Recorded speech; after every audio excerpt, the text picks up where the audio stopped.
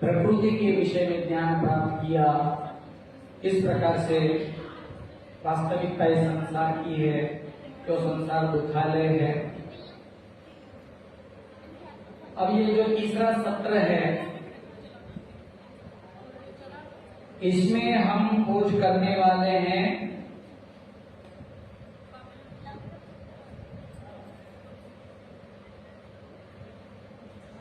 हरे कृष्णा कृष्णा कृष्णा हरे राम राम राम हरे हरे। आगे सब लोग यहाँ बाहर से सके, यहाँ लवकर यहाँ ऐसा गाड़ी सुखी।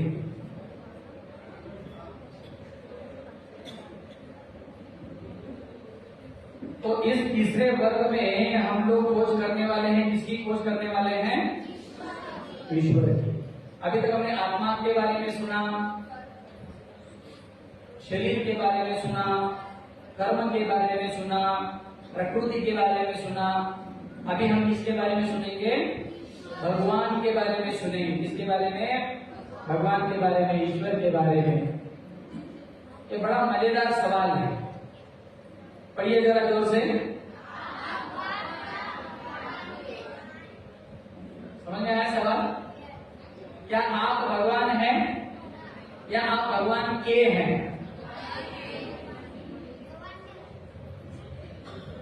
हम भगवान कभी भी नहीं हो सकते, हम कभी भी भगवान नहीं बन सकते। हाँ, कभी कभी क्या हो जाता है, बहुत सारे लोग जो ठग बुद्धि के होते हैं, लोगों को फंसाने के लिए, उल्लू बनाने के लिए अपने आप को अलग अलग अवतार घोषित कर देते हैं।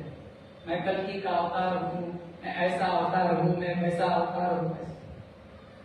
अभी रिसेंट का एक एग्जाम्पल दिया जाए तो कुंभ मेला में वो आईटी बाबा जी बड़े प्रसिद्ध हो गए है।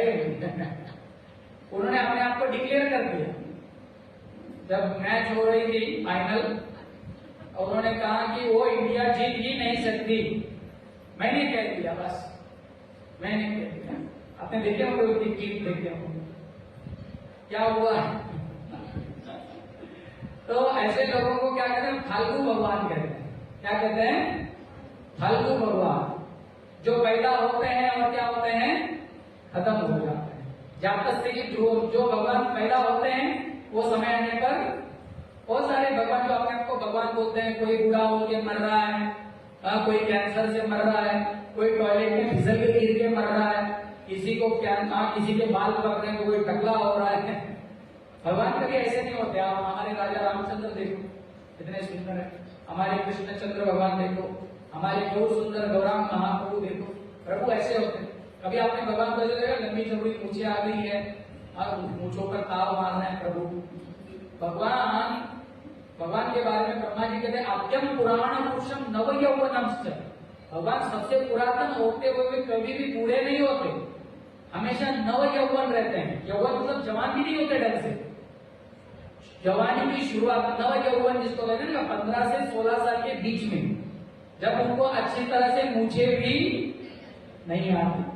आपने भगवत गीता में कृष्ण का फोटो देखा होगा रथ चलाते हुए। अर्जुन को तो मूछे दिखाई जा सकती है, लेकिन पार्थ सारथी को मूछे हैं क्या? राजा राम जी को मूछे हैं क्या? क्योंकि वो इतने पुरातन होकर भी वो कभी बूढ़े नहीं होते, हमेशा नित्य नवनवायमान। क्या कहा गया भगवान के बारे में? नवनवाय। तो आप भगवान नहीं है, हम भगवान नहीं है। हम कौन है?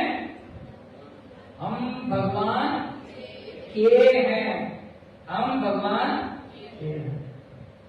यहाँ पे थोड़ा सा फर्क देखेंगे हम में और भगवान में। ईश्वर पूर्णतः स्वतंत्र है, भगवान पूर्णतः क्या है? स्वतंत्र है।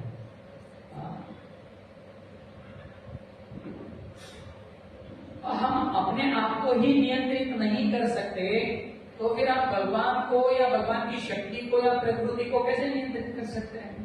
संभव नहीं। इस संसार में कौन ऐसा व्यक्ति है जो ये कह सकता है कि मैं पूर्णतः स्वतंत्र हूँ, मुझे कोई नियंत्रित नहीं कर सकता? बहुत सारे लोग ऐसे लोग मी कोणाच्या बाबाला ऐकत नहीं, मैं किसी को नहीं सुनता, और वो क्या करता है? वो खुद कुत्ता घुमाने ले जा रहा है। 10 बड़े बड़े फैक्ट्रियों का मालिक है, समझ रहे हैं ना, जिसके जाते ही 150 लोग सल्यूट करते हैं, राम राम साहब जी बोलते हैं, नहीं क्या? इतने सारे नौकर जाकर हाथ में है, लेकिन वो कुत्ता घुमाने ले जाता है, और वो कुत्ता जब लघु शंका करता है तो इतने 10 कंपनियों के मालिक को खड़ा रहना पड़ता है। तो सही मायने में मालिक कौन है? सही मायने में मालिक कौन है? लोग कह सकते हैं कि मैं स्वतंत्र हूं, पर एक्चुअली हम स्वतंत्र नहीं है। हम काल कर्म के द्वारा बंधन में हैं, परिस्थिति के बंधन में। भूख लगती है तो खाना पड़ता ही है, नींद लगती है तो खाना पड़ता ही है। ईश्वर स्वतंत्र है, हम भी ईश्वर हैं, लेकिन कैसे ईश्वर है? पढ़ते रहना पड़ेगा आपको लगातार। कैसे ईश्वर है? बहुत छोटे ईश्वर है, छुट्टू कुट्टू ईश्वर है, एकदम छोटे वाले। हमारे हाथ के नीचे एक पत्नी है, 2-4 बच्चे हैं, छोटी सी फैक्ट्री है, तो थोड़े से हाथ पैर काम करने वाले, या कोई डिपार्टमेंट के हेड है तो बस डिपार्टमेंट के लोग, ऐसे ही बस। या कोई मोहल्ला के मतलब कोई नगर सेवक है, कोई ग्राम सेवक है, एक वार्ड आपके अंडर में आता है, एक जिला है, एक गांव, कोई नगराध्यक्ष है, कोई मुख्यमंत्री है, कोई प्रधानमंत्री है। लेकिन भगवान कैसे हैं? भगवान जगन्नाथ है। क्या नाम है? जोर से बोलिए, जोर से बोलिए, जय जगन्नाथ। आते आते हमारी उधर प्रभु बोले थे, मैं सोच रहा हूँ वर्धा में जगन्नाथ रथ यात्रा होनी चाहिए।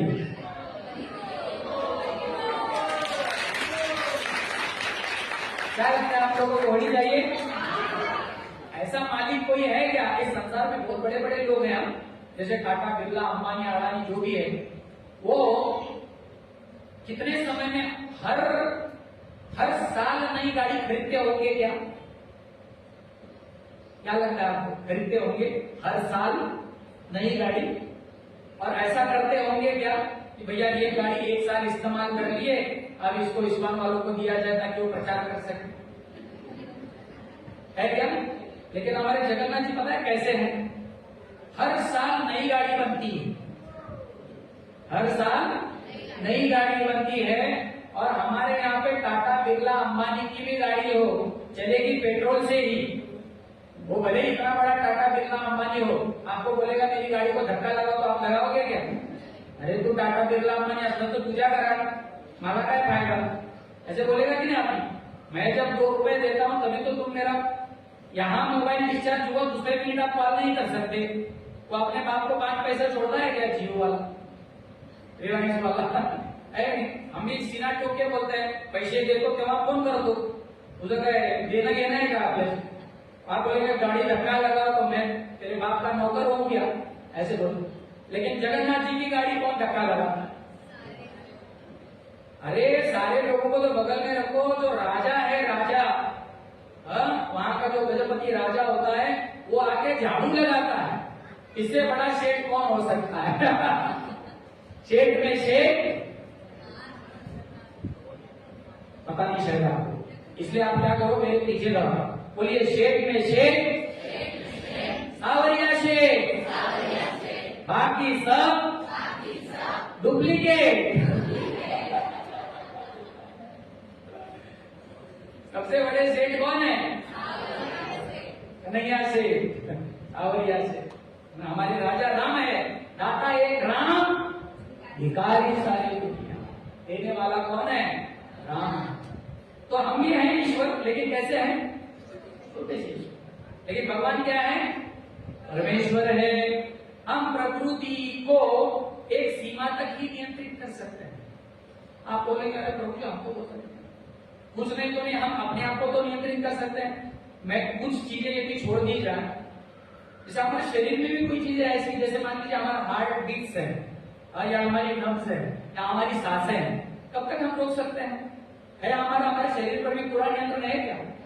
हाँ, तो चाहे रामदेव बाबा ही क्यों ना हो, घंटे भर के लिए कुंभक लगा सकते हैं क्या? जमेगा क्या? और रामदेव बाबा का ही राम नाम सुनते हो है कि नहीं? क्योंकि सांसों के ऊपर किसी का नियंत्रण नहीं है। ये हार्ट बीट हमारी रुक गई तो वो सिर्फ प्लेन लाइन आएगी वो मॉनिटर पे है। तो बहुत सारी चीज। लेकिन आप बोलेंगे प्रभु कुछ तो चीजें, मैं हाथ कहता हूँ ऊपर आओ तो ऊपर आता है, नीचे आओ तो नीचे, दोनों को कहता हूँ दोनों, चलने के लिए बोलता हूँ तो पैर चलते हैं, गर्दन को हिलने के लिए बोलता हूँ तो हिलते हैं। ये बात है, कुछ नियंत्रण में है, लेकिन उसका ये क्या है, लिमिट है कि नहीं। आप अपने दोनों हाथों को ऐसा खड़ा कर दो और इनको बोलो आप 4 घंटे ऐसे ही खड़े रहो। देखो खड़े रहते हैं क्या। या आप यहां से पैदल दिल्ली चालू करो, आषाढ़ी आई तब जरूर। हाँ, आप यहाँ से मुक्ताई नगर से यहाँ पे वर्धा से आरंभ करो, पंढरपुर पहुंचने तक रुकना ही नहीं, चलते रहना। चलेंगे आपके पैर। पंढरपूरला भू वैकुंठ म्हणतात, काय म्हणतात तुम्ही वरच्या वैकुंठात जाता, पण भू वैकुंठात पोहोचणार कारण पायाचं एक काय लिमिट है कि नहीं। आप एक प्रयोग बंद दरवाजे में करना, एक मजेदार बात बताता। आप अपने एक पैर को बोला बेटा तू ऊपर आ जा, वो क्या हो जाएगा, ऊपर आएगा।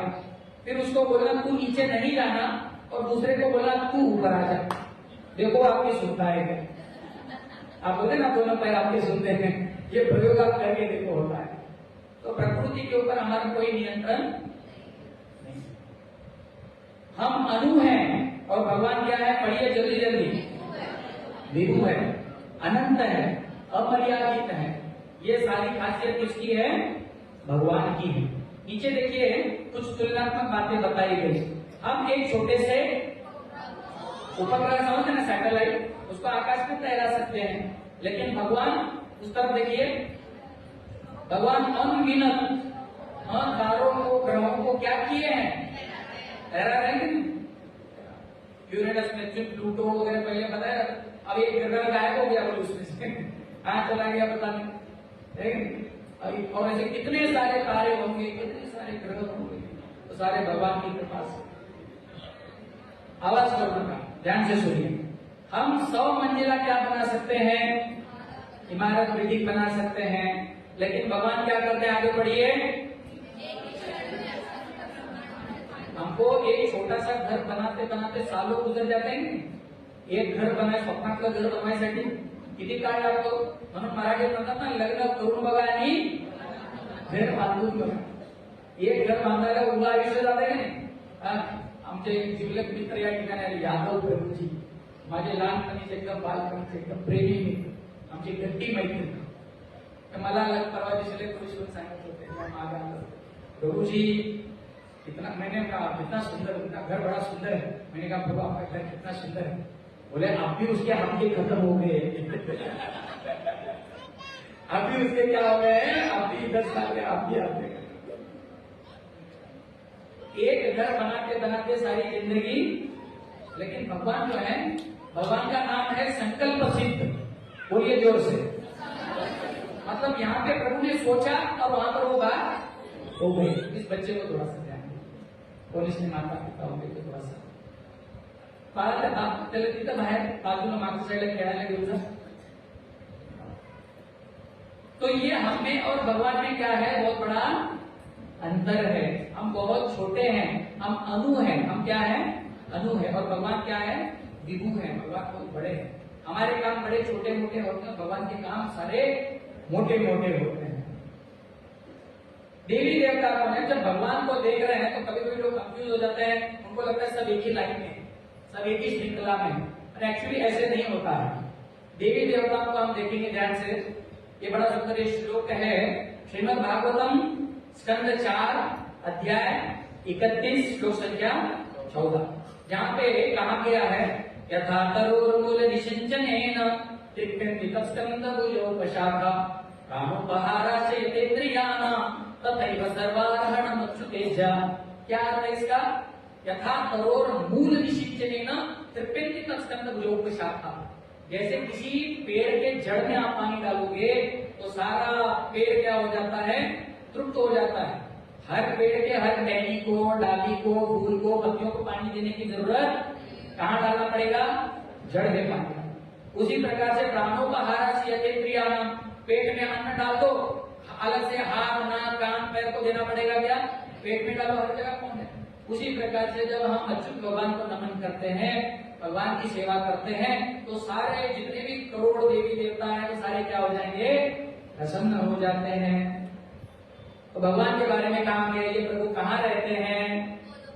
गोलोक नाम निज धाम तले च तस्य देवी महेश हरिराम सुतेषु तेषु एते प्रभावनिचा निहिताश्चेन गोविंदमादिपुरुषं तमहं भजामि।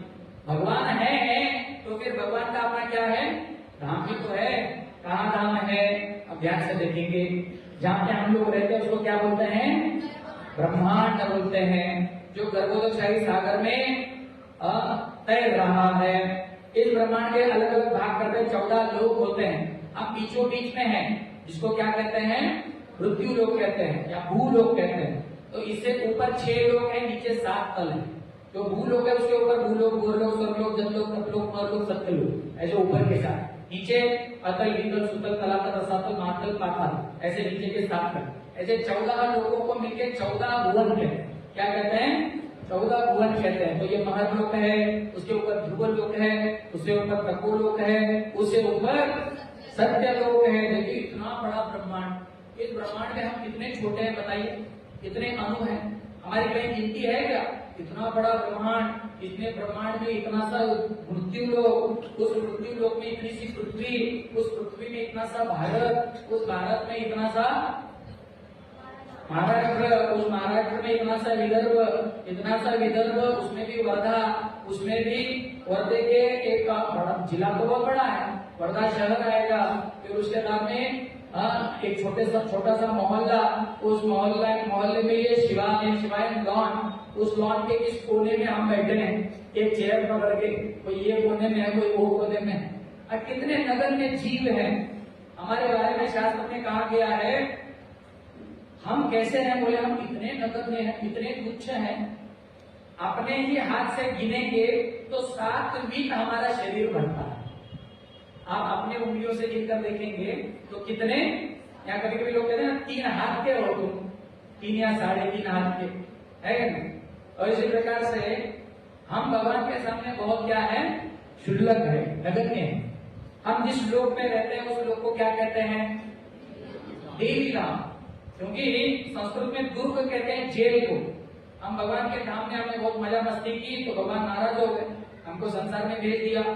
इच्छा द्वेष समुत्थेन द्वंद्व मोहेन भारत सर्वभूतानि सम्मोहं सर्गे यान्ति परन्तप। इस संसार में इच्छा द्वेष के कारण जब हम गिर गए, इस संसार में आ गए, तो जैसे कोई व्यक्ति नीति नियमों का पालन नहीं करता उसको कहाँ डाल दिया जाता है? जेल में डाला जाता है, जब नियमों का भंग करता है उल्लंघन। उसी प्रकार से भगवान ने हमको इस दुर्ग में जेल में डाल दिया, और इस दुर्ग की इंचार्ज है दुर्गा जी, इसलिए इस लोग को देवी लोग कहते हैं। क्या कहते हैं? और देखिए दुर्गा जी आपको कैसे परेशान कर रही। ये समय समय पर क्या करती है? भाला भर्ची चलाती रहती है। कभी कभी तो उसका शेर भी मदद करता है। आगे है महेश धाम, देवी धाम से ऊपर महेश धाम। उससे आगे आएगी गिरजा नदी आएगी। हाँ, गिरजा एक नदी है, और वहां से आगे भगवान,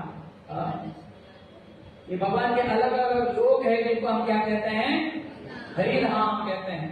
गोलोक नाम निज धाम तले च तस्य देवी महेश हरिधाम सुतेषु तेषु। ये हरिधाम बहुत सारे वैकुंठ है, एक ही वैकुंठ नहीं है। हम हमारे मैया के पास गए थे, उन्होंने कहा अरे हम तो राम जी का भजन करते हैं। नहीं, राम जी भी वे ही विष्णु तत्व है। विष्णु है, राम है, कृष्ण है, विठ्ठल है, नारायण है, पांडुरंग है, ये सारे एक ही तत्व है। इनको विष्णु कहते हैं, लेकिन इनके धाम अलग अलग है। जैसे राम जी का नीचे वाला जो धाम है उसको अयोध्या बोलते हैं। बोलिए क्या बोलते हैं? जोर से बोलिए, अयोध्या धाम की। और यही धाम जब उनका नित्य धाम बन जाता है ऊपर, तो उसको क्या बोलते हैं? बोलिए साकेत धाम की।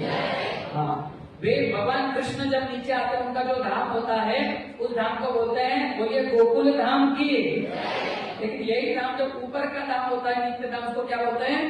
बोलिए गोलोक धाम की। ये बात इस तरह से ये वैकुंठ धाम है।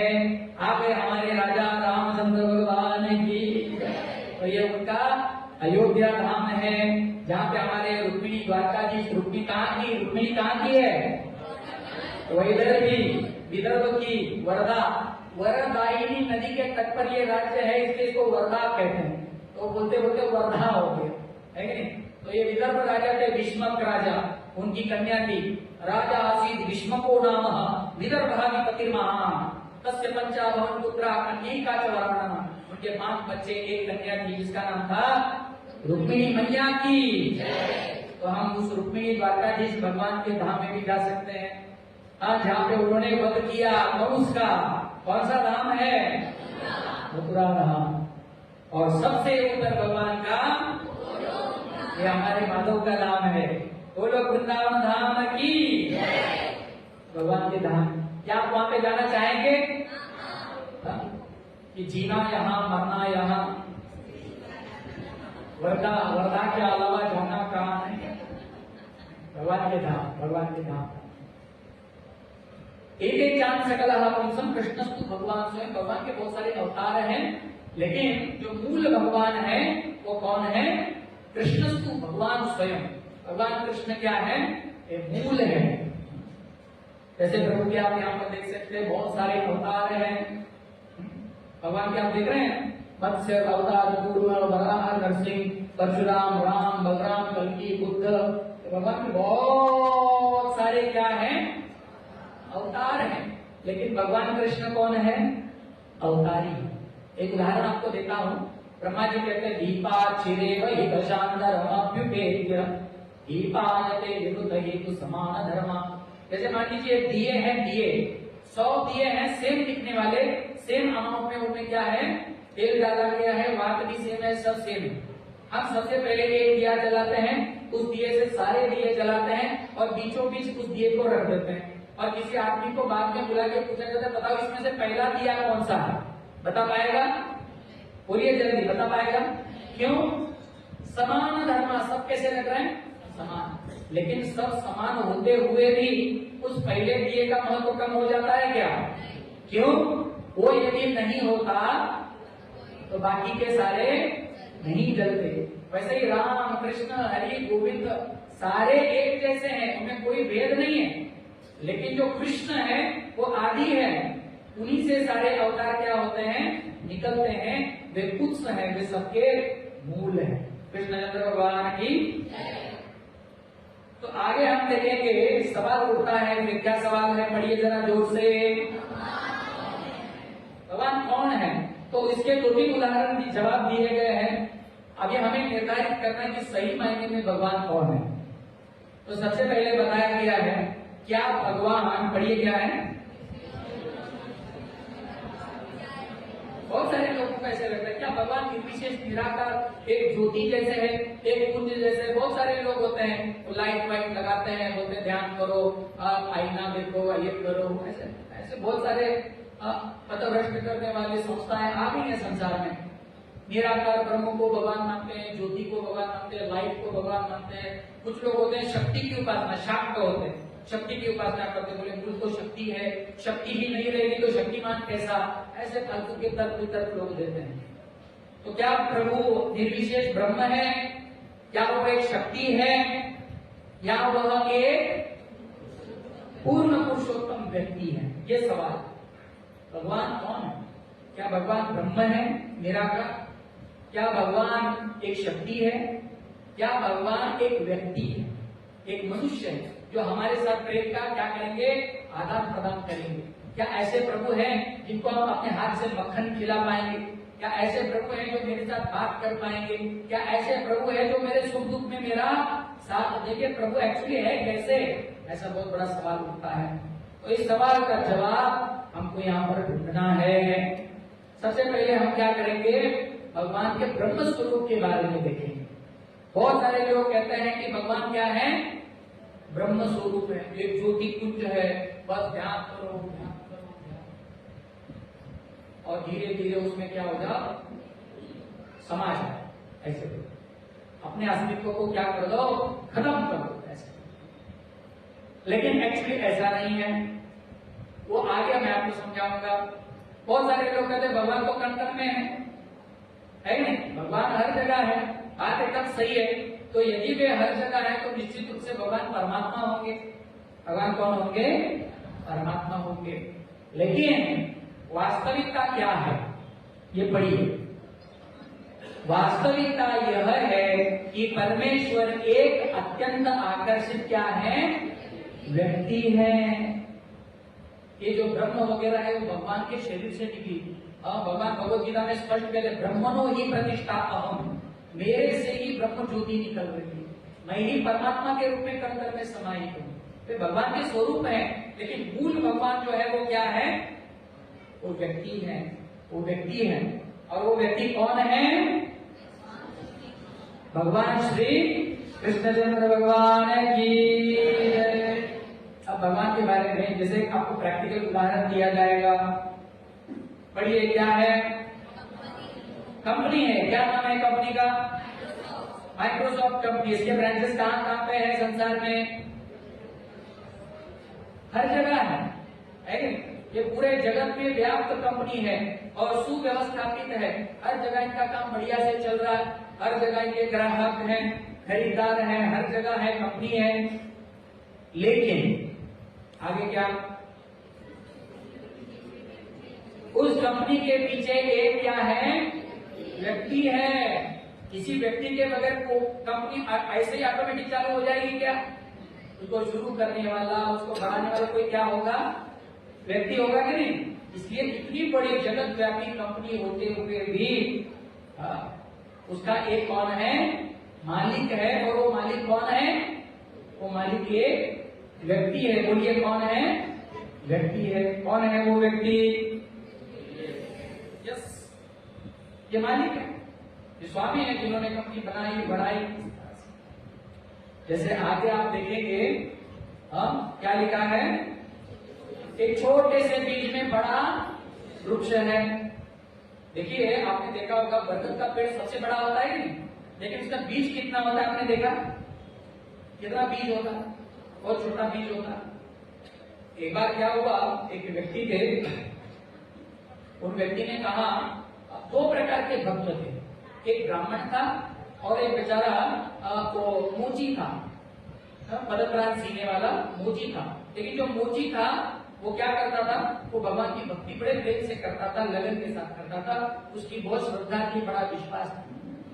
और एक ब्राह्मण जो था वो कड़े नियमों का पालन करता था, ये करता था, लेकिन कभी कभी उसका मन क्या हो जाता था, थोड़ा सा डावाडोल हो जाता था। तो नारद मुनि एक बार आए, नारायण नारायण करते, दोनों भक्तों को मिले। तो दोनों ने पूछा, आप कहाँ जा रहे हैं नारद मुनि? बोले भगवान से मिले, वैकुंठ जा रहा हूँ। आप जब प्रभु से मिलेंगे तो हमारा क्या पूछना, सवाल पूछना। बोले जवाब मुझसे लेके आना। बोले क्या जवाब? तो बोले आप उनको पूछना कि मैं आपकी इतनी तीव्रता से भक्ति कर रहा हूँ, प्रभु आपकी कृपा कभी मिलेगी तब मैं आपके धाम आ पाऊंगा। तो नारद मुनि ने कहा ठीक है। तो नारद मुनि ने भगवान विष्णु से कहा कि ऐसे ऐसे दो भक्त मिले, एक मोची था, एक ब्राह्मण था। दोनों ने पूछा कि कब आऊंगा वापिस, बताइए। तो भगवान ने कहा, नारद मुनि, ब्राह्मण को जो है ना वो आने में थोड़ा समय लगेगा, लेकिन मोची जो है वो इसी जन्म में आ जाएगा। तो ये कैसा प्रभु आपका न्याय है, ब्राह्मण को कड़ाई से पालन कर रहा है, ये है वो है, समझ नहीं आ रही बात। तो भगवान ने कहा आपको सब क्लियर हो जाएगा, आप जब वे उनको जाके बता देना और आप उनसे कहना कि वो पूछेंगे कि प्रभु क्या कर रहे थे, तो आप उनको बोलना कि प्रभु जो है वो एक सुई के छिद्र में से हाथी को आर पार कर रहे थे। क्या बोलना, सुई के छिद्र में से हाथी को आर पार कर रहे। तो नारद मुनि आए नीचे। नारद मुनि सबसे पहले ब्राह्मण से मिले। ब्राह्मण जी ने पूछा क्या सवाल? बोले हाँ पूछा। क्या बोले? बोले आपको 100 जन्म लगे क्या आने के लिए। तो ब्राह्मण सोचने लगा ये नारद मुनि झूठ बोल रहे थे, तो गए नहीं भगवान में, इतनी कड़ाई से पालन कर रहा हूँ, इसी जन्म में जाऊंगा, 100 जन्म थोड़ी ना लगेंगे। चलो देखते हैं, अंदाजा लगाते कि ये नारद मुनि सही बोल रहे, झूठ बोल रहे। आप बताइए प्रभु क्या कर रहे हैं?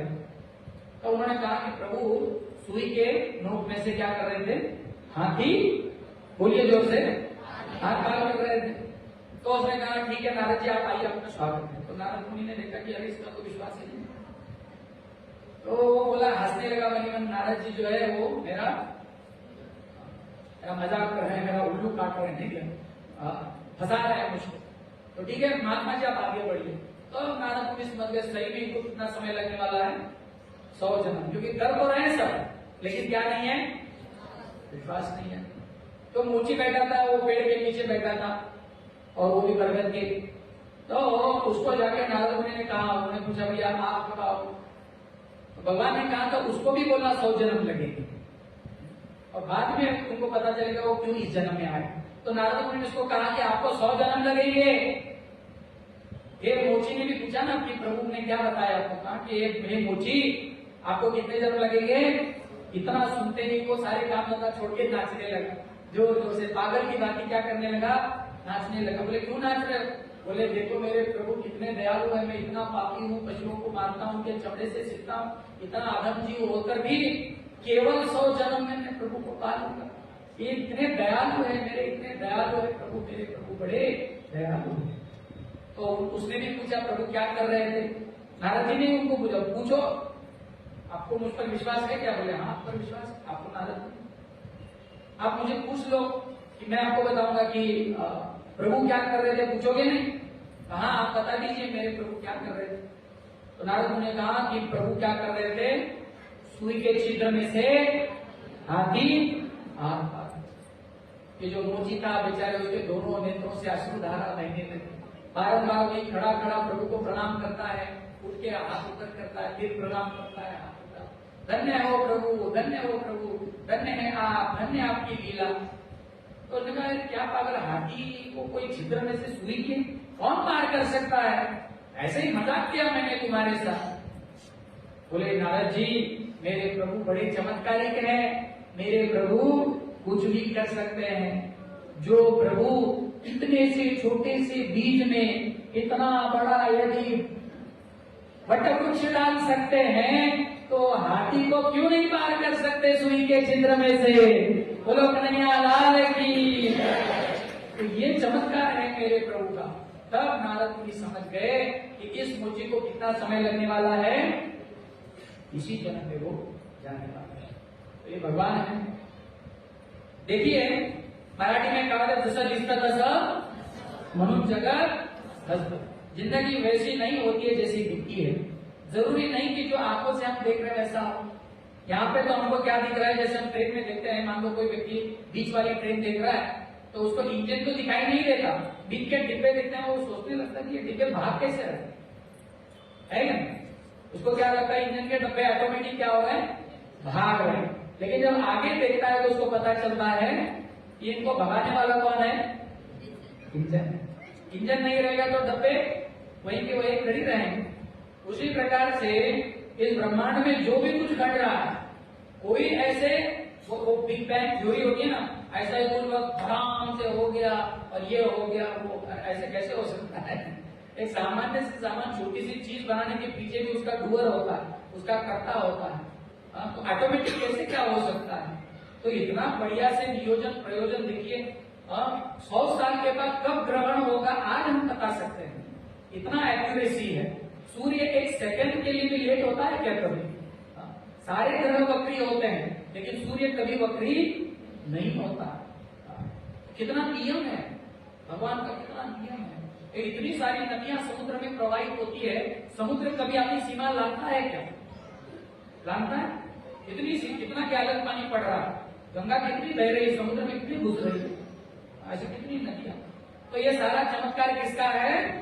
मया अध्यक्षेन प्रकृति सूयते सचराचरम। भगवान कहते हैं प्रकृति मेरी अध्यक्षता में क्या कर रही है, कार्य कर रही है, मैं करता हूँ, मैं अल्टीमेट डूअर हूँ, मैं वास्तविक करता हूँ। तो फिर कौन है इस विशाल संस्कार के पीछे? ये ऐसा बहुत बड़ा क्या है सवाल है। तो सवाल का जवाब है भगवान। बोलिए जोर से, भगवान मतलब क्या है? भगवान मतलब कौन है? भगवान पूर्ण पुरुषोत्तम व्यक्ति है, जो आदि करता है, जो सबसे काम करवाने वाले हैं और जो सारे कार्यों के क्या है, भोक्ता है। भोक्ताराम यज्ञ तपस्याम सर्वलोक महेश्वरम। सारे यज्ञों के तपस्याओं के भोक्ता प्रभु। यहाँ पे ब्रह्मा जी ब्रह्म संहिता में कहते हैं, ध्यान से सुनिए क्या कहते हैं। ईश्वर परम कृष्ण सच्चिदानंद विग्रह अनादिरादि गोविंद सर्व कारण कारणम। ईश्वर परम कृष्ण सच्चिदानंद विग्रह। भगवान श्री कृष्ण जो है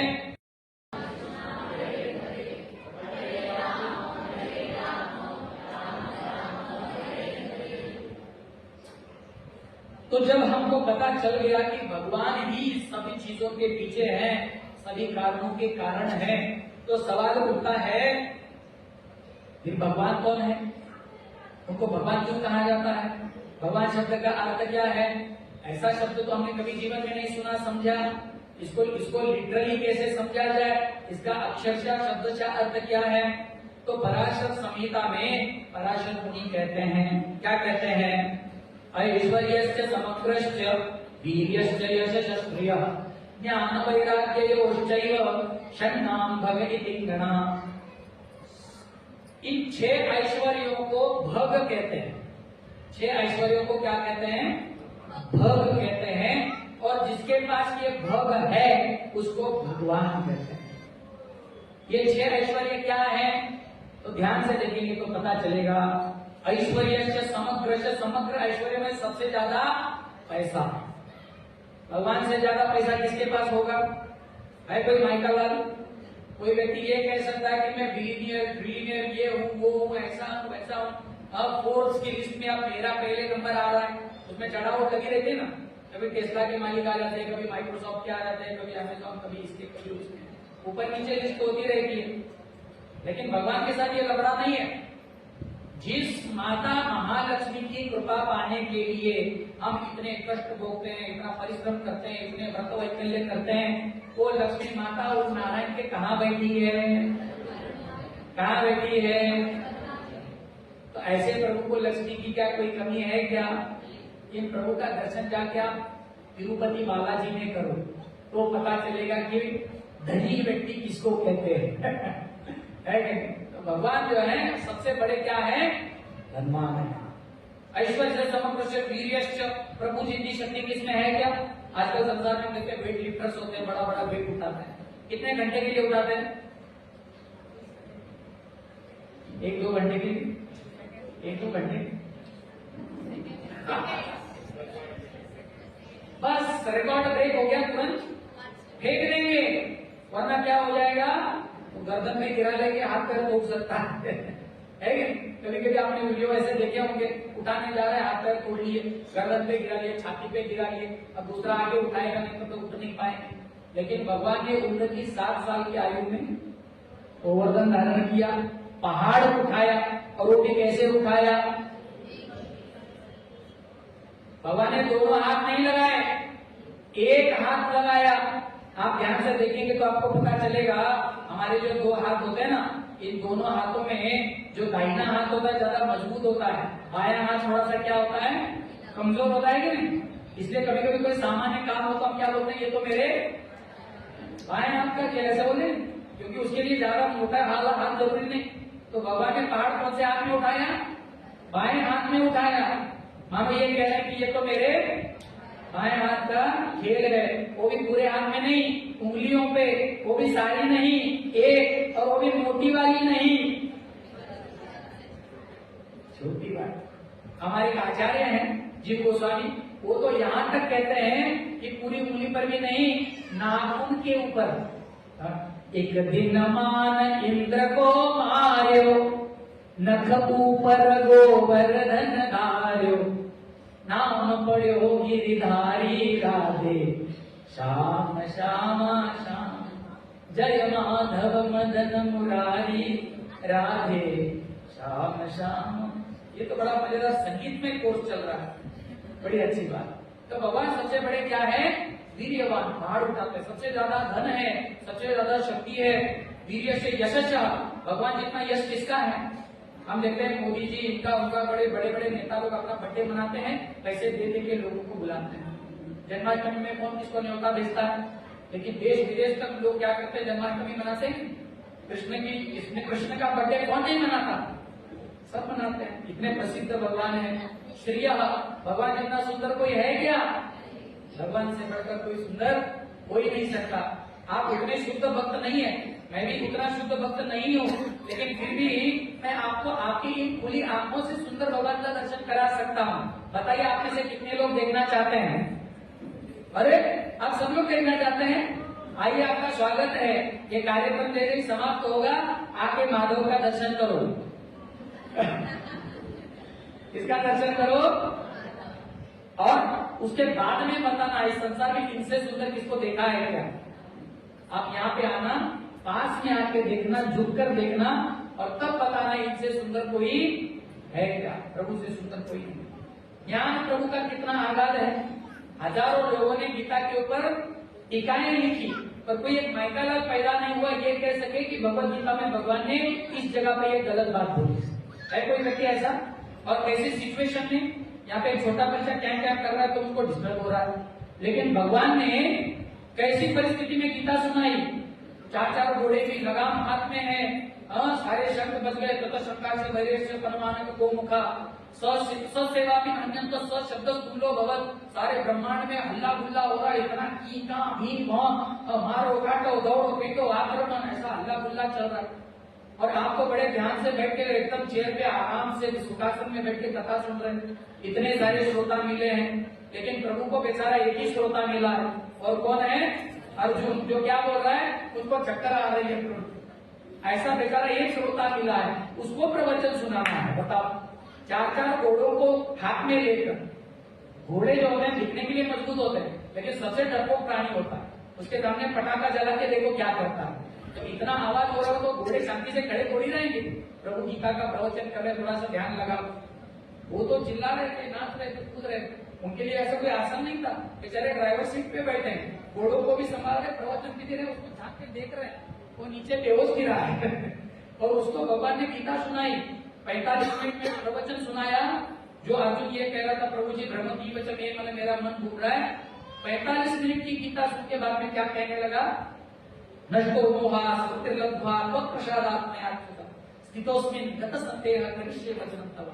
प्रभु जी मेरे सारे मोह भंग हो गए, मेरी बुद्धि स्थिर हो गई, करिष्ये वचनं तव।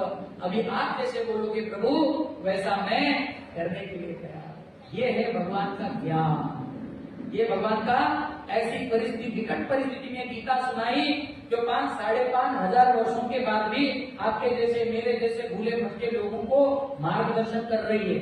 बोलिए ग्रंथराज श्रीमद् भगवत गीता की। ये भगवत गीता भगवान के ज्ञान का एक छोटा सा क्या है? नमूना है। और इतने सारे ऐश्वर्य होकर भी भगवान का छठा ऐश्वर्य क्या है? वैराग्य। ज्ञान वैराग्य योगशैव। किसी भी आदमी को एक छोटा सा क्या मिल जाए? ऐश्वर्य मिल जाए तो क्या होता है? वो व्यक्ति अहंकार में भूल जाता है। कोई सुंदर हो तो किसी के साथ खुले बात करता है क्या? कोई ज्ञानी हो तो किसी के सामने झुकता है क्या? कोई पैसे वाला हो वो कितनी हाइट में चलता है। भगवान के पास ये सारे ऐश्वर्य होकर भी भगवान कैसे हैं? विनम्र है। भगवान वैराग्य से युक्त है। तो ये 6 ऐश्वर्य जिस व्यक्ति में होते हैं, ऐसे व्यक्ति को क्या बोलते हैं? बोलिए जोर से, भगवान की, कृष्णचंद्र भगवान की, रामचंद्र भगवान की, श्री गौरचंद्र भगवान की। तो भगवान के ये 6 ऐश्वर्यों की छोटी मोटी झांकी हम यहाँ पर देखेंगे। यहाँ पे आपको भगवान की क्या दिख रही है? पूर्ण संपत्ति दिख रही है। यहाँ पे भगवान का क्या दिख रहा है? 7 साल का बच्चा क्या उठाया है? पहाड़ उठाया। यहाँ पे भगवान की प्रसिद्धि, भगवान कितने प्रसिद्ध है जिनकी जन्माष्टमी मनाते हैं। यहाँ पे भगवान की क्या दिख रही है? सुंदरता दिख रही है। गीता रूपी भगवान का क्या दिख रहा है? ज्ञान दिख रहा। और इतना होकर भी यही भगवान का वैराग्य है। गीता का ज्ञान तो प्रभु दे रहे हैं, लेकिन काम कौन सा कर रहे हैं? ड्राइवर का काम। ड्राइवर का काम कोई अच्छा काम होता है? आज के जमाने में भी तो इंडिकेटर है, उस जमाने में रथ को कहाँ इंडिकेटर होते थे। तो आपको एक बड़ी महत्वपूर्ण बात बताता हूँ, सुनो। अर्जुन के दोनों हाथ में क्या है? दोनों हाथ बिजी है, एक में धनुष है, दूसरे में बाण है। तो भगवान कहाँ देख रहे हैं? आगे देख रहे हैं। अब जब रथ दाएं या बाएं मोड़ना है तो कैसे मोड़ेंगे? अर्जुन के पास इतना समय नहीं है, इतनी तेजी से बाण चलाना पड़ता है, वो खुले मुंह बोल भी नहीं सकता है कि नहीं? प्रभु इधर ले चलो उधर ले, और इतने भयंकर आवाज में तो कहां से आएगी? और प्रभु भी तो रथ चला रहे बड़ी सावधान। तो आप लोगों की माहिती के लिए बताओ तो अर्जुन को जब रथ अपनी दाहिनी ओर उठना होता तो भगवान के दाएं कंधे पर वो पैर मारता, जब बाईं ओर मुड़ना होता तो बाएं कंधे पर लात मारता। समझ रहे? तब भगवान को समझ में आता तो सोचो प्रभु ने कितनी लातें खाई होगी, किसकी? अपने प्राण प्यारे भक्त की, जिसके लिए भगवान गीता में क्या कहते हैं? भक्तों सीने सखा चेती रहस्य मेरी उत्तम। हे अर्जुन, तुम मेरे भक्त हो, तुम मेरे सखा हो, भले मैं अनंत कोटि ब्रह्मांड नायक सबका स्वामी हो, लेकिन मेरे भक्त के पीछे मैं उनका क्या बन जाता हूँ? दास बन जाता हूं। अहम भक्त्या पराधीनो यस्वतंत्र द्विज। भागवत में एक जगह भगवान कहते हैं दुर्वासा मुनि को, जब अम्बरीश महाराज का अपराध करने पर चक्र पीछे लगा तो दुर्वासा मुनि को भगवान ने कहा, मैं मेरे भक्त के आदि हूँ, भले ये चक्र मेरा है लेकिन इसको रोकने की क्षमता मुझमें नहीं है। जिस अम्बरीश महाराज के चरणों में आपने अपराध किया उनसे जाके क्षमा मांगो, ये सारा चक्र क्या हो जाएगा? ऑटोमेटिक रुक जाएगा, क्योंकि मैं भी मेरे भक्तों के क्या हूँ? आदि। बोलिए भक्तवत्सल भगवान की। सर्वोपनिषदों का गोपालनंदनम आर्तवत्स सुधीर भुक्ता गीता भगवत गीता जो है वो सारे शास्त्रों का क्या है? सार है। अब जो सारे शास्त्रों का सार है तो सार जो बोलते हैं वो सुनना पड़ेगा कि नहीं? तो देखिए भगवत गीता क्या घोषित करती है। भगवत गीता ये घोषित करती है कि भगवान कृष्ण स्वयं क्या है?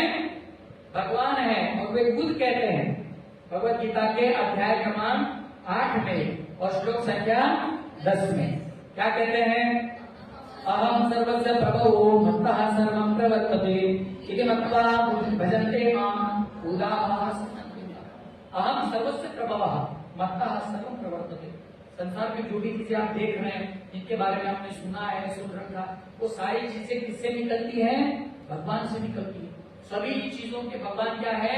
भोक्ता है, मालिक है, स्वामी है, सर्वेश्वर है। इति मत्वा, ऐसे जान के बुधा भाव समन्विता जो बुद्धिमान लोग हैं वो भाव से युक्त होकर भगवान का क्या करते हैं? भजन करते हैं। बहुनाम जमनाम अंते ज्ञानवान मां प्रपद्यते। भगवान का भजन करना किसी अरे गरे का काम है क्या? आमचे तुकाराम महाराज मराठीत म्हणतात, अभंगाने म्हणतात, येथे हवे जातीचे येड्या गवाळ्याचे कामन हवे। कोई ऐरा गैरा व्यक्ती भगवान का भजन नहीं। बहुत सुकृतांची जोडी म्हणून विठ्ठले रावळी। तो हा विठ्ठल बरवा, तो हा माधव बरवा है कि नहीं? बहुत सुकृतांची जोड़ी। ज्ञानेश्वर महाराज कहते हैं बहुत जन्मों के पुण्य जब उदित होते हैं तभी कहीं जाके हम भगवान का क्या कर सकते हैं? भजन कर सकते हैं। ये है चतुश्लोकी भगवत गीता अध्याय क्रमांक 10। ये भगवत गीता सार है। 8 नंबर के श्लोक से 8, 9, 10 और 11 ये 4 भगवत गीता के श्लोक भी आप याद कर लेंगे ना, तो आपको आप समझ लो आपने सारी भगवत गीता जान ली, सुन ली, सोच ली, समझ ली। इसको क्या बोलते हैं? चतुश्लोकी भगवत गीता। कंत्रार्षण भगवत गीता की चतुश्लोकी भगवत गीता में भगवान कहते हैं अहम सर्वस्य प्रभवो मत्तः सर्वं प्रवर्तते इति मत्वा भजन्ते मां बुधा भाव समन्विता मच्चित्ता मद्गत प्राणा बोधयन्तः परस्परं कथयन्तश्च मां नित्यं तुष्यन्ति शरमन्ति च तेषां सततयुक्तां भजतां प्रीतिपूर्वकं ददामि बुद्धियोगं तं येन मामुपयान्ति ते तेषामेवानुकम्पार्थम् अहमज्ञानजं तमः नाशयाम्यात्मभावस्तो ज्ञानदीपेन भास्वता। ये सार है, इसको मैं संक्षिप्त में बताता हूँ। भगवान कहते हैं हम सर्वस्य प्रभवः मत्तः सर्वं प्रवर्तते, मैं सबका स्वामी हूँ, सब चीजें मुझसे प्रकट होती है। ऐसा समझ के यदि आप बुद्धिमान हो तो मेरा क्या करो? भजन करो। आगे कहते हैं मच्चित्ता मद्गत प्राणा बोधयन्तः परस्परं। जो मेरे भक्त होते हैं उनका चित्त मुझ में लगा रहता है, उनका प्राण मुझ में रहता है। आपस में जब चर्चा करते हैं तो मेरी ही कथा करते हैं। कथयन्तश्च मां नित्यं तुष्यन्ति चरमन्ति च। उन्हीं कथाओं में तृप्त हो जाते हैं, उन्हीं कथा में आनंद लेते हैं। तेषां सततयुक्तानां भजतां प्रीतिपूर्वकम्। जो इस प्रकार से नित्य निरंतर मेरा प्रीतिपूर्वक भजन कर रहे हैं, भगवान कहते हैं ददामि बुद्धि। हो सकता है वो व्यक्ति थोड़ा सा बुद्धू है, जैसे हमारी ये यहाँ पे क्या खुशी आप उसको देखेंगे तो आपको भी खुशी हो जाए, तो हमें जब खुश रहती है। तो कल अपनी कथा बता रही थी, कथा सुना रही थी, तो नहीं था शुरुआत में, उसको कुछ समझ में नहीं आता था, कुछ नहीं आता, लेकिन भगवान चाहते थे कि वो मेरी क्या बने? भक्त बने। ददामि बुद्धि योगम तम ये मां उपयान्ति। फिर भगवान क्या करते हैं? ऐसी बुद्धि दे देते हैं, ऐसी बुद्धि दे देते हैं। कैसी बुद्धि दे देते हैं? अभी वो क्या पढ़ रही है? लॉ पढ़ रही है, एक साल भर में लॉयर बन जाएगी। अरे वो तो ये है भगवान का चमत्कार और ये है भगवान की कृपा। क्योंकि भगवान यहाँ कह रहे हैं यदि आप पेट से मेरा भजन करोगे तो मैं तुम्हें क्या प्रदान करूंगा, ददामि बुद्धि योगम तम ये माम उपयान्तिते, उस बुद्धि के द्वारा आप मुझे प्राप्त कर सकते हो। तेषामेवानुकंपार्थम अहम ज्ञानजं तमः नाशयामि आत्मभावो ज्ञान रूपेण भास्वता, मैं ही ज्ञान का प्रकाश उसके हृदय में जलाता हूँ और अज्ञान रूपी अंधकार क्या करता हूँ, नष्ट कर देता हूँ। हरे कृष्णा कृष्ण कृष्णा हरे हरे, हरे राम राम राम हरे हरे। कितने सुंदर है प्रभु जी, कृष्णचंद्र भगवान की। तैतारीय नाम का उपनिषद है, उस उपनिषद में कहा गया है रसो वही सह, ये प्रभु कौन है, ये प्रभु सारे रस से युक्त है। हमने आरंभ कैसे किया था इस कोर्स का, सुख की खोज से। इस संसार में आपको कहीं सुख नहीं मिल रहा, लेकिन जब आप रसों से पूर्ण रसराज कृष्ण की शरण में आएंगे तो आपका जीवन रस से लबालब भर जाएगा, है कि नहीं? क्यों? क्योंकि भगवान सारे रसों के क्या है, आगार है। रसो वही सह लब्ध्वानंदी भवे, ये रस जो व्यक्ति प्राप्त करेगा वही व्यक्ति जीवन में क्या हो पाएगा, लब्ध्वा आनंदी भवे, वो आनंदी हो जाएगा। अब आप ये कहेंगे अरे हम तो सुख ढूंढ रहे थे, आप आनंद की बात क्यों कर रहे हो? ध्यान से सुनिए, आपको समझ में आएगा। जहां सुख है वहां पर दुख है, जहां सुख है वहां पर दुख है।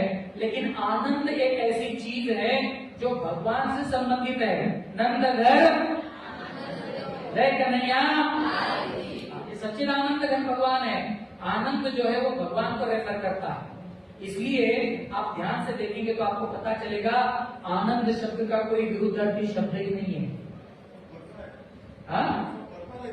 बढ़ता रहता है उल्टा, उसका अपोजिट वर्ड ही नहीं है। जैसे सुख के विपरीत दुख है, हानि के विपरीत लाभ है, दिन के विपरीत रात है, काले के विपरीत गोरा है, स्त्री के विपरीत पुरुष है, ऊंचा है, नाटा है, मोटा है, दुबला।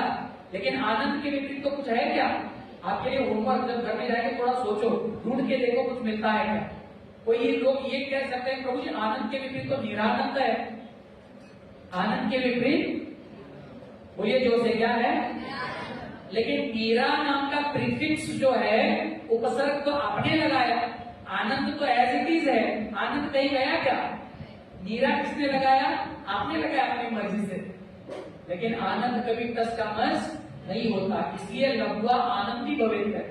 आप जैसे भगवान कृष्ण रूपी आनंद प्राप्त करते हैं, प्रभु का आनंद से भरा नाम लेते हैं, आनंद से भरा प्रसाद ग्रहण करते हैं, आनंद से भरे भक्तों का संग करते हैं, तो सारा जीवन आपका, फिर आपको किसी सुख की अपेक्षा नहीं है। जैसे हमारे प्रभु जी ने कहा, चैतन्य महाप्रभु इन्हीं बातों को कहते हैं। क्या कहते हैं?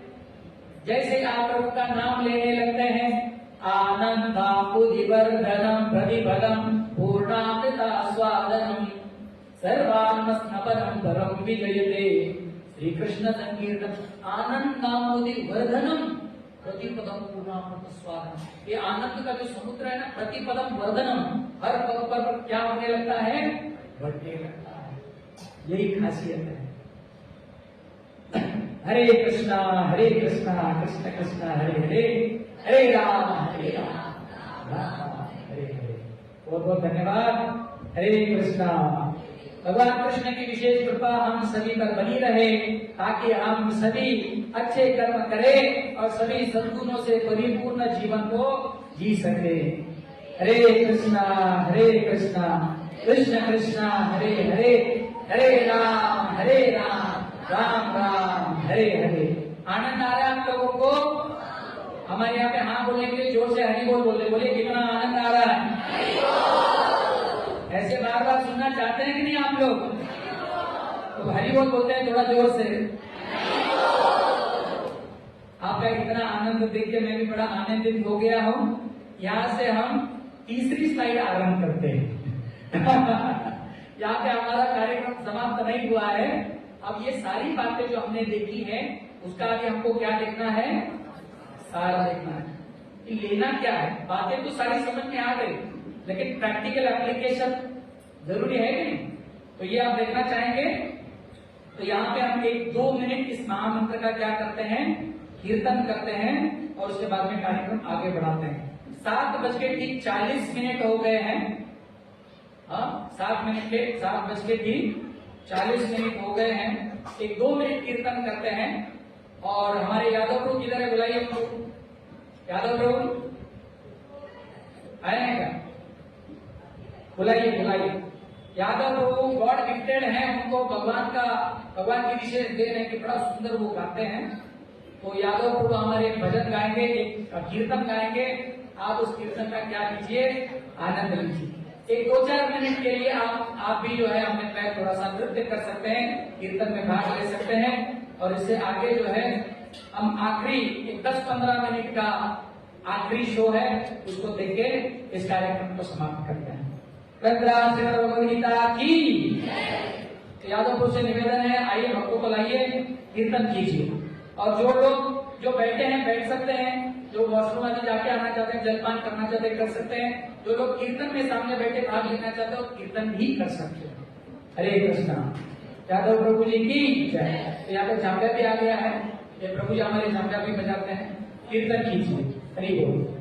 इसको ले सकते हैं आगे।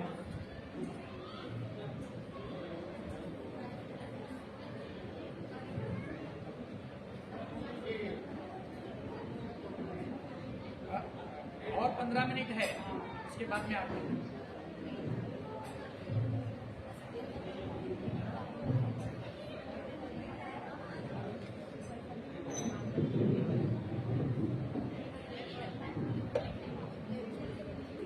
कल 2-3 करताल थे, आज करताल नहीं है।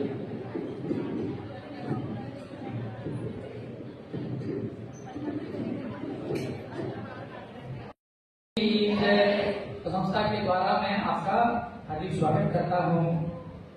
तो हमने जो बातें सुनी, सोची, समझी, पढ़ी, जानने का प्रयास किया, उसको भी मैं आपको संक्षिप्त में थोड़ा सा बताने की कोशिश करता हूं।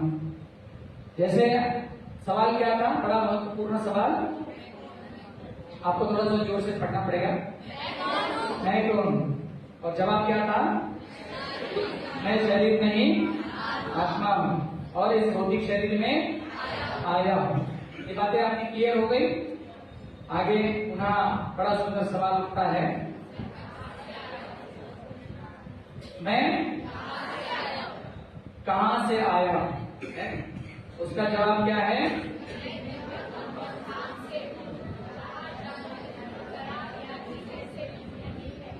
मैं इस संसार में, आप ध्यान से सुनिए, हम इतने सुख के पीछे क्यों पागल हैं?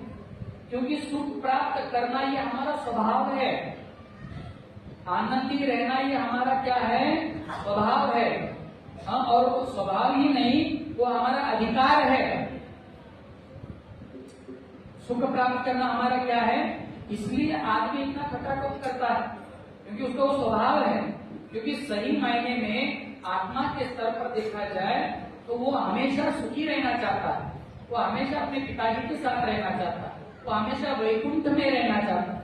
वैकुंठ शब्द का अर्थ क्या है, वैकुंठ मतलब जहाँ पर किसी भी प्रकार की कोई कुंठा नहीं, कोई दुख नहीं, कोई कष्ट नहीं, कोई क्लेश नहीं, कोई जिम्मेदारियां नहीं, कोई परेशानी नहीं, कोई ऊंच नहीं, कोई नीच नहीं, यहाँ पे किसी प्रकार का कोई दुख नहीं है, ऐसे स्थान को वैकुंठ कहते हैं। तुकाराम महाराज कहते ना, आम्ही वैकुंठवासी आलो याच कारणासी, आलो याच कारणासी। केवल तुकाराम महाराज नहीं है, सारा संसार, हम जितने भी सजीव हैं सब वैकुंठ धाम से यहाँ पे आए हैं। इच्छा द्वेष समुत्थेन, हमने इच्छा की भगवान अकेले भोग करे, हमको नहीं दे रहे, तो द्वेष उत्पन्न हो गया प्रभु के प्रति। तो भगवान ने कहा, भैया वैकुंठ का मालिक तो मैं हूँ, वैकुंठ नायक, वैकुंठाधिपति, तुमको यदि छोटा मोटा ईश्वर बनना है तो तू यहाँ जा। तो भगवान ने आपको वहां भेज दिया, इस संसार में आ गए। और यही भोग के चक्कर में हमने रोग लगा लिए, है नहीं? भोगने के चक्कर में हमने क्या लगा लिए, क्योंकि जहां भोग है वहां पे इस संसार में 2 ही धंधे जोरदार चल रहे हैं। बताइए कौन से? एक होटल का धंधा और दूसरा डॉक्टर का धंधा। क्यों? देखना, हर जगह होटल ही होटल और लाइन रहती है। होटलों की क्या रहती है, खाऊ गल्ली की, है बहुगली, होटल की होटल है, अलग अलग तरह का खाना है।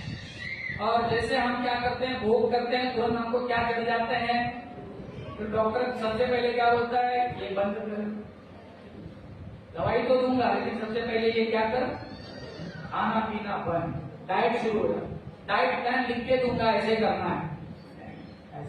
तो ये धंधे जोरदार चलते हैं। होटल वाला धंधा एक में ऐसा धंधा है, बाकी की जगह जब लोग जाते हैं तो कुछ पैसा बचाने की सोचते हैं। होटल का एक में धंधा ऐसा है, यहाँ पे आदमी उल्टा टिप देकर आता है, तो वो धंधा कैसे डूबने वाला और धुआंधार चलने वाला धंधा होटल का धंधा, और ऐसा गंदा संदा खा करके डॉक्टरों का धंधा, ये दो धंधा। तो जहां भोग है वहां पे रोग है। तो इस तरह से मैं कहां से आया हूं, भगवान के धाम से, जहाँ पे ना जन्म है, ना मृत्यु है, ना जरा है, ना व्याधि है, किसी भी प्रकार की कोई दुख नहीं। लेकिन अब मैं कहा हूं,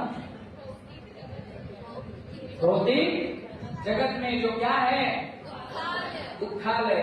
जैसे पुस्तकालय होता है, वहां पे क्या मिलते हैं, औषधालय होता है, वहां पे क्या मिलते हैं, भोजनालय होता है, वहां पे क्या मिलते हैं, भोजनालय में जाके किताबें मांगो तो मिलेगी क्या, पुस्तकालय में जाके दवाई मांगोगे तो मिलेगी क्या। उसी प्रकार से दुखालय में सुख कैसे मिलेगा। मैंने आरंभ में कहा, आदमी गटर में ढूंढ रहा था सोने की चेन, वो एक्चुअली कहाँ है, तो भगवान के धाम में है। असली सुख कहाँ है, भगवान के धाम में। हम गलत जगह ढूंढ रहे हैं, इसलिए इतना करने पर भी हम सुखी नहीं हो पा रहे। बात क्लियर है, समझ में आ रही है सबको। यस, ऐसा है, क्योंकि ये संसार क्या है, दुखालय है।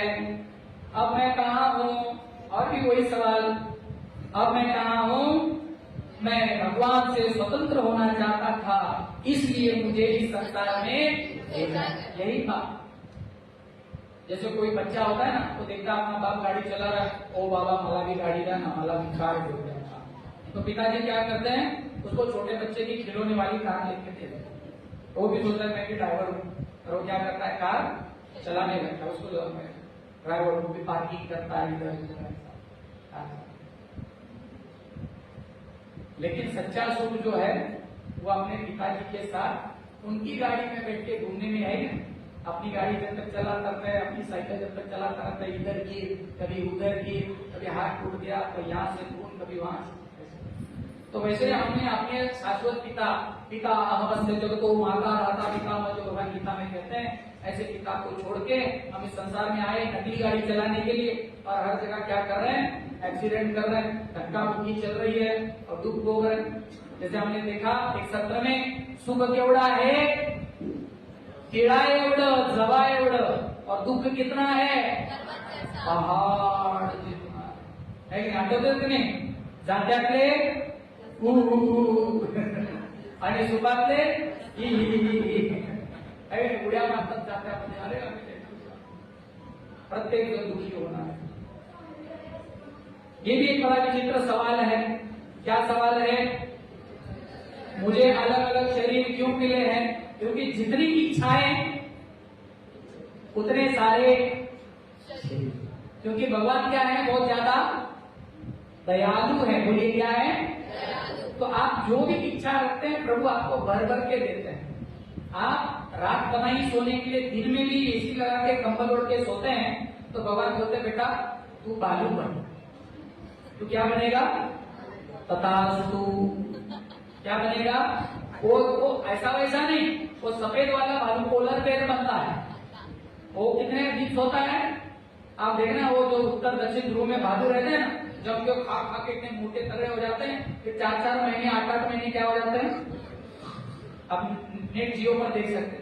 फिर जब वहां पे सूरज आता है तो धीरे धीरे बर्फ से बाहर तो दुबले पतले हुए रहते हैं।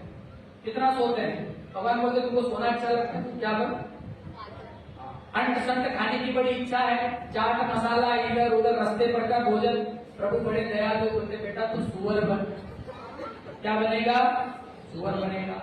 अब बहुत सारे लोगों को हम देखते हैं आजकल, नन तड़न लोग, आधे नग्न अवस्था में गंदे संदे कपड़े पहना, आधे अधूरे कपड़े पहना, छोटे छोटे कपड़े पहना, नग्न अवस्था में रहना, यही क्या बन गया है, फैशन बन गया।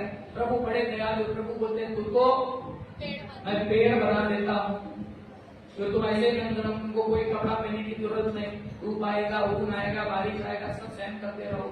ऐसे प्रभु दयालु, मांस मछली अंडा वंडा खाते हैं, भगवान उसको क्या बना देते हैं, बाघ बना देते हैं, शेर बना देते हैं। तो खाके वो पहलवानी करने वाले का बहुत मोटा दबा उसका अंडे खाता पहलवान, भगवान उसको हाथी बना देते, बेटा तो हाथी बन जा, सबसे बड़ा पहलवान बन जाएगा। ऐसे भगवान दयालु है, जितनी इच्छाएं उतने सारे कितने शरीर है बताइए, 84 लाख योनियां बताई गई। महाभारत में एक श्लोक आता जहाँ पे कहते हैं जरजानम लक्ष्यानि स्थावराणाम लक्ष्य विंशति ध्रुमयो रुद्र संख्या का पक्षिणाम दश लक्षणम। ये 84 लाख ऐसे ही बोल के नहीं बोलते, 84 लाख उनका काउंट दिया गया है। जलजा नव लक्षानी, पानी के भीतर के जो जीव होते हैं ना, मछलियां आदि 9 लाख प्रकार के, कितने 9 लाख। जलजा नव लक्षानी स्थावराणाम लक्ष्य विंशति, जो पेड़ इधर उधर नहीं जाते, पेड़ की प्रजातियां कितनी है, इतने बड़े बड़े बोटानिकल गार्डन रहते हैं। मैं मॉरिशस गया था, वहां पे सबसे बड़ा बोटानिकल गार्डन, कितने प्रकार के पेड़ आप कल्पना नहीं करेंगे। स्थावराणाम लक्ष्य विंशति, 20 लाख प्रकार के पेड़ हैं। तो 9 लाख 20 लाख कितने हुए बोलिए जल्दी जल्दी, मेरा गणित थोड़ा कच्चा है। 29 लाख कितने हुए, हाँ। स्थावराणाम लक्ष्य विंशति कुर्मयो रुद्र संख्या का, जो कुर्मी है ना, छोटे मोटे मच्छर कीट पतंग वगैरह जो है, वो कितने हैं, रुद्र संख्या 11 रुद्र होते ना, 11 लाख प्रकार के एक कीड़े पकोड़े हैं। कितने हो गए, 40 हो गए ना, 30 और 11 29 और 11 40 हो गए।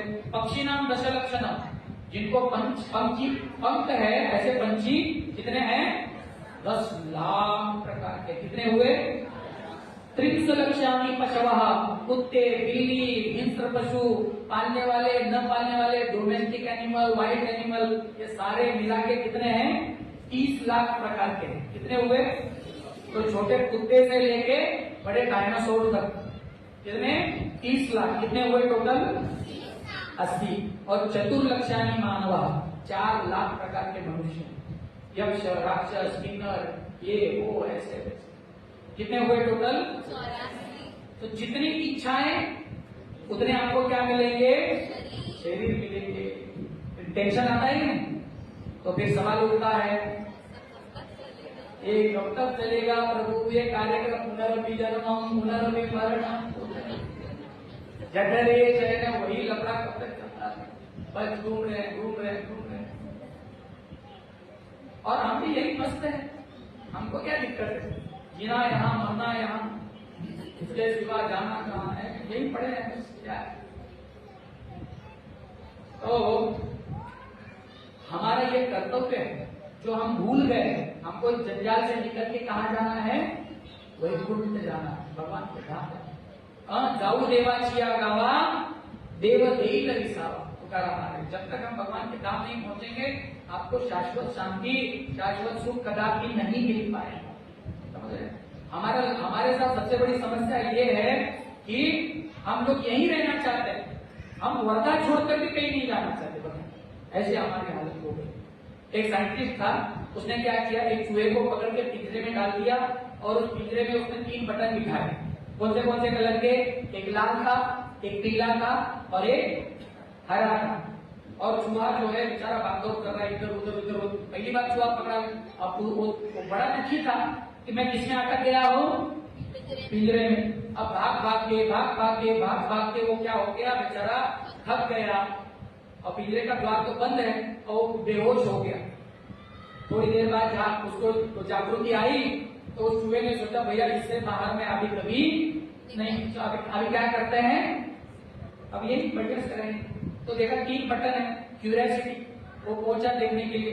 सबसे पहले लाल बटन दबाया, सिर पर एक पत्थर गिरा, अरे ये क्या है, पत्थर गिर गया सिर पे, बोला ये बटन अच्छा नहीं, वो गलत है। फिर पीला बटन दबाया तो पानी गिरा सिर पे, अरे ये भी ठीक नहीं है। फिर बाद में अंत में जाके हरा बटन दबाया, ऊपर से पकोड़ा गिरा और पकोड़ा खाया, बड़ा अच्छा लगा, ये बटन बहुत बढ़िया है। पकोड़ा खाया और उसके बाद में जाके कोने में सो गया। साइंटिस्ट ने सारे बटन बदल दिए। फिर दूसरे दिन आया, सीधा कौन से बटन के पास गया होगा? जाके हरा बटन दबाया, ऊपर से पत्थर गिरा। अरे ये क्या हो गया? ये बटन ठीक नहीं। फिर डरते डरते दूसरा बटन दबाया, फिर पानी गिरा। अरे ये भी ठीक नहीं। फिर कंफर्म हो गया कि इसमें पकौड़ा होना चाहिए। फिर जो पीला वाला बटन दबाया तो ऊपर से क्या गिरा? पकौड़ा गिर गया। फिर पकौड़ा खाया, फिर सो गया। फिर सेटिंग बदली गई और ऐसा लगातार चलता रहा। हर रोज मूषक महाशय हर रोज एक पत्थर खाता, हर रोज नहाता, हर रोज पकौड़े खाता। जब पारी आई रिजल्ट की, सारे लोगों को बुलाया गया, प्रदर्शनी रखी गई और चूहा सोया है। सबने कैमरा लगाया, देखते हैं चूहा क्या करता है। और उस दिन परीक्षा के दिन साइंटिस्ट ने क्या किया? उस पिंजरे का द्वार पूरा खोल दिया और जैसे ही चूहा उठा, कहाँ गया होगा? बटन के पास गया, पत्थर खाया, नहा लिया, गर्मा गर्म पकौड़ा खा के जाके। तो मेरा ये सवाल है, ये चूहा कौन है? क्या लगता है आप लोगों को, ये चूहा कौन है? ये चूहा, ऐसी आदत हमारी हो गई है। हम इस संसार में ही जो है आए दिन क्या करते हैं? पत्थर खाते हैं, पानी से नहाते भी हैं और कुछ मीठे मीठे अच्छे अच्छे पकोड़े भी खाते हैं। थोड़ा थोड़ा सुख भी आ जाता है। घर में किसी की शादी हो जाती है, किसी के बच्चे हो जाते हैं, अब बच्चे बड़े होते हैं, पास होते हैं, छोटे मोटे गर्मा गर्म पकोड़े खाते हैं। फिर बाकी संसार में जीना यहाँ मरना, ये स्थिति हो जाती है। ये सबसे बड़ी भूल है। आपको ये भूलना नहीं चाहिए कि जब तक हम प्रभु के पद को प्राप्त नहीं करेंगे तब तक हम सुखी, शाश्वत रूप से सुखी नहीं हो पाएंगे। ये कब तक चलेगा? जवाब है जब तक हमारे संचित कर्म है। कर्मानि निर्दहति की जो भक्ति भाषा ब्रह्मा जी कहते हैं, जब हम भगवान की भक्ति करते हैं तो सारे कर्म बीज क्या हो जाते हैं? जल जाते हैं। जैसे कोई धान होता है, खेत में डालोगे तो उससे क्या बनता है? पेड़ पौधे आते हैं कि नहीं? लेकिन उन धान का भूज लो, तवे पर क्या कर लो? सेक लो और उसके बाद में डाल के देखो, कुछ आएगा क्या? क्या लगता है आप लोग, आएगा? उसी प्रकार से जब भगवान की भक्ति करते हैं तो सारे कर्म करने की वृत्ति और कर्म के फल तीनों क्या हो जाते हैं? जल जाते हैं। फिर उसके बाद में कोई नया कर्म नहीं, कोई पुनर्जन्म नहीं, कोई मृत्यु नहीं, कोई चक्र नहीं, कोई झंझट नहीं, कोई तकलीफ नहीं, कोई परेशानी नहीं, डायरेक्ट भगवान के धाम। कृष्ण चंद्र भगवान की। तो अब ये हमारा असली सवाल है। क्या सवाल है? जोर से बोलिए सब। अब मैं, ये आपका सवाल है क्या? कितने लोगों का है? हाथ उठाइए। बहुत सभी लोगों का सवाल है। अब क्या करना चाहिए? अब तो सब समझ में आ गया। अब क्या करना चाहिए? तो उसका जवाब मैं आपको अगले 10 क्या कहते हैं स्लाइड्स में आपका जवाब मिल जाएगा। सबसे पहले तो हमारे पास जो अच्छी अच्छी चीजें हैं उसको हम देखेंगे। सबसे पहले हमारे पास भगवान का दिया सबसे बढ़िया गिफ्ट क्या है? मनुष्य का। जो कुत्ते के लिए हम नहीं कर सकते वो कार्य हम कर सकते हैं। हम अपना दिमाग लगा सकते हैं, हम प्रभु का नाम ले सकते हैं, हम भगवान की कथा कर सकते हैं, भजन कीर्तन कर सकते हैं, प्रभु की यात्राएं कर सकते हैं, प्रभु की सेवा पूजा उपासना कर सकते हैं, तीर्थाटन कर सकते हैं, सारे इंद्रियों को भगवान की सेवा में लगा सकते हैं। मानव शरीर कैसा है बोले? नीचे लिखा है, एक ट्रेन के जंक्शन जैसा है। ट्रेन का जंक्शन कहाँ कहाँ होता है? आपके पास का कौन सा जंक्शन है? नागपुर है, और कोई है बंडेरा है, भुसावल है, बड़ा स्टेशन मनमाड़ है, नहीं क्या? इनको क्या बोलते हैं? जंक्शन बोलते हैं। इनको क्या बोलते हैं? उनको जंक्शन क्यों बोलते हैं? जंक्शन की क्या, सामान्य रेलवे स्टेशन में जंक्शन में क्या अंतर है?